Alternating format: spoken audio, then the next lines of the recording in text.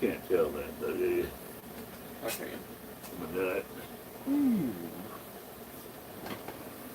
she does me too.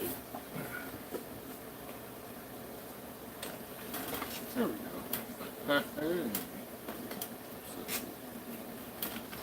You're good.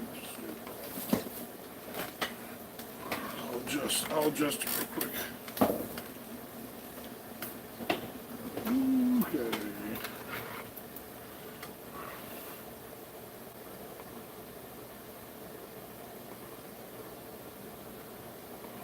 There we go. There's me, there's you. Yep. And let me play with it just a little bit more. Wait a minute, I'm gonna go to the bathroom. We're already live, so you have to go through the... Oh, now. You're gonna have to go past us. We're live on YouTube. So, yeah. Welcome to Wrestle Love, as my dad cuts through the shot. There you go. This is Wrestle Love here for Ring of Honor, the Ring of Honor results recap. Death Before Dishonor. Death Before Dishonor, Austin Honecker, Jonathan Jumpin' Miller, Wrestle Love, aka Rick Miller III Esquire. Yeah. So, we're going to roll down the results right now here live on YouTube. If you're watching from anywhere, the chat's on, say hi, and I'll respond to you at some point, maybe. I don't know. Right now, I don't have any people in the chat watching. Hey, we got one person watching. That's good. Yep. All right. Well, let's start with 0 Hour. We started watching this with 0 Hour Ring of Honor's Death Before Dishonor. pre-show, Death Before Dishonor. So there were 4 matches on the pre-show. Let's get rolling. Okay. For the pre-show, for match 1, it was Josh Woods versus Tracy Williams in a Pure Rules match. Phenomenal match. They told a great story. A lot of technical wrestling involved. But the ending to it, Josh Williams went over with the front chancery. There we go. That was a good match, good, solid. I thought the opening match. No, that was the opening match. Yep. The commander. Yep. Okay, so I'm already trying to jump to the pay-per-view. Okay, so opening match set the tone for the pre-show, but it wasn't anything too spectacular. I mean, pretty basic, but good match to start the pre-show. Okay. Match 2 on the pre-show, it was Action Andretti and Darius Martin versus the Workhorsemen, who are J.D. Drake and Anthony Henry. Solid match, a lot of high spots, but the ending to it, Action Andretti and Darius Martin went over because Action Andretti pinned J.D. Drake with the whirly neck breaker. The second match had a lot more action, and the guys that were in the match, both the Workhorsemen and Action Andretti and what's his name? Darius Martin. Darius Martin. They can move. They move like nobody's business. They just move and move and move. So, just to say that that match was really good, and it was a really great second match for the pre-show. Okay. And even the announcers were saying, "Hey, you're getting a lot of really good action during the pre-show." So, all right. Okay. Match 3, it was Layla Hirsch versus Trish Adora. It was an okay match. Layla Hirsch reminds me of 3 people, and that's Taz, Brock Lesnar, and Ronda Rousey. She's awesome, I will say that, but, the match was okay for what it was. Now, Layla Hirsch went over with the cross arm breaker. Now, after the match, Layla Hirsch attacked Trish Adora with the cross arm breaker, and the Sky Blue made the save. I think they're setting up Sky Blue and Layla Hirsch, and I don't have any problem with that. I think Sky Blue needs someone like a Layla to play off of, someone who doesn't care, and I think that will help both of them as wrestling characters. So, decent little match. Nothing too special about it, but it was okay. There were a few little odd things that happened, but they weren't like out of the norm for wrestling. So it happened, and we got through it. So we'll go to our next match, which is the final match on the 0 hour. Okay, and the main event for the pre-show, it was AR Fox versus Shane Taylor. Phenomenal match for what it was. At the ending to it, AR Fox went over with the 450 splash. All right, it's AR Fox 450 splash. There was one moment where it looked like AR Fox was gonna lose, but it didn't happen. So he got the win, and he's going on to face Orange Cassidy. Yeah, Orange Cassidy. This Wednesday night on AEW for the AEW International Championship. Yep. It was it was a good match to in the pre-show one. It was a really good match. Okay, then here's the main show. Well, match one for the main show, it was Gravity versus Commander. Phenomenal match. A lot of high spots, but they told a great story. It was enjoyable for what it was. Now, the ending to it, Gravity went over with a small package. Okay. It looked like Commander, and this reminded me of the previous, the last match on the 0 hour. But not in the same way. A Commander and Gravity. You talk about setting a tone. Talk about just ridiculous action. Right, Commander and Gravity had. They could have been the main event. I felt like they were already stealing the show with as much action as they had during the opening match. But yeah, Gravity got the win, but it didn't look like he was going to win until he pulled out the win. So, anyways, that's who won. Gravity won. He's going on to face Pac this week on AEW Dynamite. So I'm going to be interested to see what Gravity does, because he's got an interesting character, even though it's a Lucha Libre character. But he can do a lot. Yeah, you can hear the cat. If you can hear our cat in the background, just say hi. Or anyways, we got a couple kitties here. One of them likes to talk when they get their butt scratched. So yeah, there we go. Anyways, we got that was match one. I enjoyed match one like crazy, and so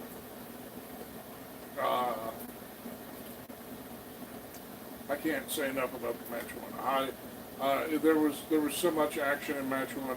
I didn't think they were going to be able to follow match one. So yeah, Gravity and Commander, phenomenal match. If you get a chance to watch it or find it, or someone snuck it out already on YouTube or streamed it other than paying for it, go watch it. It's a really good match. Okay. Match two, it was Samoa Joe versus Dalton Castle for the Ring of Honor television title. Great match. It was awesome from start to finish, I thought. Now, they did have a spot in the match where Samoa Joe went to Stokely Hathaway and demanded the boys to be ejected from ringside. So Stokely Hathaway ended up ejecting the boys from ringside, and Samoa Joe pulled a low blow on Dalton Castle, and then the ending to the match, Samoa Joe went over with the Coquina clutch and retained the Ring of Honor television title. Not much for me. I thought Joe would probably keep the title. There was a lot of storytelling in the match, but Joe still Ring of Honor World Television Champion. I think he's the right guy to hold that title right now. So that's all I've got on that. Okay. Match 3, it was Aussie Open, who are Mark Davis and Kyle Fletcher, versus the Best Friends, who are Trent Beretta and Chuck Taylor, versus the Kingdom, who are Mike Bennett and Matt Taven, versus the Lucha Brothers, who are Ray Phoenix and Pena El Cerro Miedo, and a 4-corner survival match for the Ring of Honor Tag Team titles. Phenomenal match, high spots galore, Action everywhere. action everywhere. Now the ending to it, Aussie Open went over and won the Ring of Honor Tag Team titles because Kyle Fletcher pinned Trent Beretta with the Coriolis from Kyle Fletcher and Mark Davis. Aussie Open, solid tag team, I believe. This is their time. Lucha Brothers can move on to something else, which apparently it looks like it's going to be a feud with Lucha Brothers are best friends. with Best Friends, but yeah, it's just things are shuffling, things are moving around. I didn't think the Lucha Brothers really needed the ROH titles, but with the way things went down, it was a good follow up for the post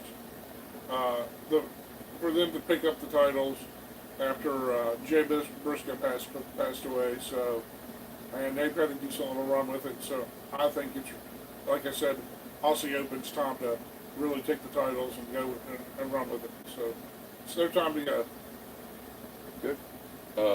Match 4, it was the Mogul Embassy, who are Brian Cage, Toa Leona, and Bishop Khan versus Leon Ruffin, Rizuki Taguchi, and Master Wato for the Ring of Honor 6-man tag team titles.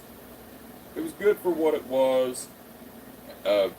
It's pretty much big guys versus underdogs in this match, but the ending to it, the Mogul Embassy went over and retained the Ring of Honor 6-man tag team titles because Toa Leona pinned Leon Ruffin with the Tower of Embassy from Brian Cage, Toa Leona, and Bishop Khan. Yeah, you don't get up after getting thrown 12 feet in the air, and they did it to the smallest guy in the ring, which it made him look like one of those inflatable, one of those big giant things that you those big giant colorful things that you used to play with in grade school when you played with it in gym. It made him look like that. he just fly. He didn't come down as slow as that, but yeah. Anyways, was it an incredible match? No, it was a good match. And credit to Mogul Embassy for keeping the titles. So the team that they fought put up a good fight, good effort, but it was not their night. Okay. Match 5, it was Katsuyori Shibata versus Daniel Garcia in a Pure Rules match for the Ring of Honor Pure title. Phenomenal match. They tore the roof down, told a good story, and the ending to the match, Katsuyori Shibata went over and retained the Ring of Honor Pure title with the penalty kick. My thoughts on this was, it looked like they were going to get to like a time limit draw or something, Yep. but what's his name? Katsuyori Shibata. Shibata hit that penalty kick with like 25 seconds to go and got the win. But it was an intense match. There was a lot of mat wrestling. There was even some story with Garcia still doing the dancing, which Shibata can't stand. He's like, But they no-sold it. yeah, he no-sold it, but he also kind of played into it a little bit. Yeah, after he sat down, and was like, nope, I'm not taking you dancing. I'm not going to play into this. I'm just going to kick your butt, and it kind of led to that. So that's the stuff I remember from it. It was a really good match. So, and I think the right person. I think Shibata keeping the title is a good thing right now. Okay. Match 6, it was the Dark Order, who were Evil Uno, John Silver, and Alex Reynolds, versus the Righteous, who were Dutch, Vincent, and Stu Grayson, in a Fight Without Honor match. This match was pretty much Ring of Honor's version of Extreme Rules. Street Fight. Street Fight. Yeah, Street Fight, excuse me.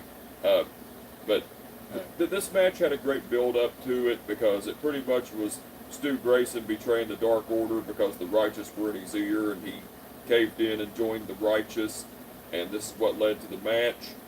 And the ending to the match, like this match was awesome, even though it was brutal as hell, but it was still awesome.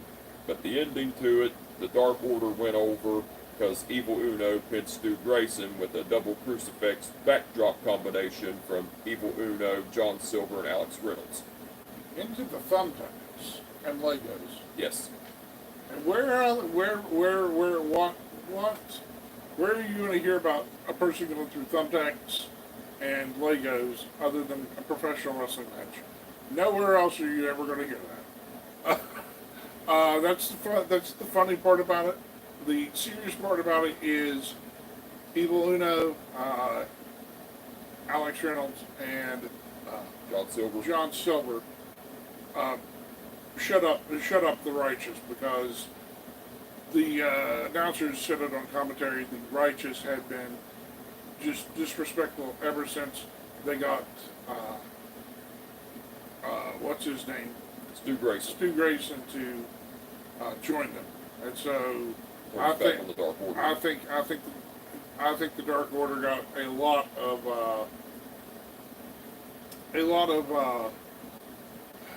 momentum back from winning this match. So, and yeah, it was a really good match, and it was a brutal street fight, a brutal Extreme Rules, whatever you want to call it. It was brutal. It was a crazy fight from beginning to end. Okay. Match 7, it was Claudio Castagnoli versus Pac for the Ring of Honor World title. Phenomenal match. They told a great story. I enjoyed it. And the ending to it, Claudio Castagnoli went over with the Ricola Bomb and retained the Ring of Honor World title. Now, after the match, because Wheeler Yuta interfered to cause a distraction to Pac, because Pac almost had the match won, but Wheeler Yuta came out and distracted Pac, and that's what led Claudio Castagnoli to pick up the victory. Well, after the match, as Wheeler Yuta came into the ring to celebrate with Claudio Castagnoli, the Lucha Brothers came out, then a brawl ensued, then the Best Friends came out, brawl continued, and Orange Cassidy came out and cleaned house, and the Best Friends, Trent Beretta, Chuck Taylor, and Orange Cassidy stood tall. Best Friends. Well, first of all, let me back up a second. Death Triangle reunited since Pac's back. They, like he said, they went after Blackpool Combat Club, but then Best Friends came out with Orange Cassidy, and they're the ones that held the ring. So there's a lot going on between them in ROH and AEW. So I think the where it's headed is mainly I think it's going to be kind of like a feud between both Blackpool Combat Club and the Triangle with the Best Friends. So I'm not entirely sure what's going to happen, but that's what we've got. Okay. And I like the I'm once again getting ahead of myself. Sorry. It's not you. The match itself, I thought there were a few times where it kind of looked like Pac might actually win the title, especially when he went up for the Black Arrow, but Claudia moved. So that was the stuff that really had me invested, and but finally And I thought it was going to be something. I didn't think it was going to be a distraction or something like that that would cause Pac to lose. But it ended up being that. That's what it is. That's what it was. I thought it was going to be a clean match, but it wasn't. It's okay though. Things are progressing, and I'm okay with it. I think Claudio's a great champion. I'm not sure who he'll actually end up losing it to, but right now I think he's in the right place at the right time. Okay, and match 8, which was the main event, it was Athena versus Willow Nightingale for the Ring of Honor Women's Championship. Now, this was an awesome match, and I'm glad that Tony Khan let the women main event this pay-per-view, because it's very rare that a women's match main events a wrestling show, but it was worth it for this one. And like I said, awesome match. I enjoyed it, but the ending to it, Athena went over with the crossface and retained the Ring of Honor Women's title. Willow Nightingale was this close, people, Yep. to winning the championship. I know there are titles and other stuff in her future, but this was a great match to showcase the women of honor, the women in Ring of Honor, and like they said, this was the first ever women's main event, because Ring of Honor had always been more centered on the men's action and the men's division. So the Ring of Honor Championship, Women's Championship, was really showcased here in this main event, and they really pulled out all the stops. And Willow Nightingale is the first person, as far as I can remember, to ever kick out of Athena's finish. No face. Previously the Eclipse back in WWE. I do not think anyone kicked out of the Eclipse in WWE, and I know for certain that until tonight, I don't think anyone except Willow Nightingale has ever kicked out of that moment. So that's a big, big deal. Athena respected Willow Nightingale after the match, and I think I'm going to be interested to see if it's who will beat Athena, because Willow Nightingale came just so close, so ever close. But overall, Austin, how did you feel about this pay-per-view? I give it a 8 out of 10. I was thinking actually 9 out of 10, because all the action, especially the tag matches, it was hard to keep up with some of the action, but I thoroughly enjoyed it. I think it was a good Friday evening. Now I can go back and watch SmackDown here in a little bit and see what happened on there, and start winding down the evening, and you can head home and get your rest, enjoy the rest of your vacation. Hey, kitty, stop! Hey, wake up! Stop her! She's chewing on that bag. I'm here, kitty. So, hey, there you go. That's a distraction. My cat enjoyed the women's. Yeah, we enjoyed the women. Okay, let's see. Let me see if I can pop up the chat here. I know one watched it, and that's okay. Let's see if anyone left any chat messages real quick. Ooh.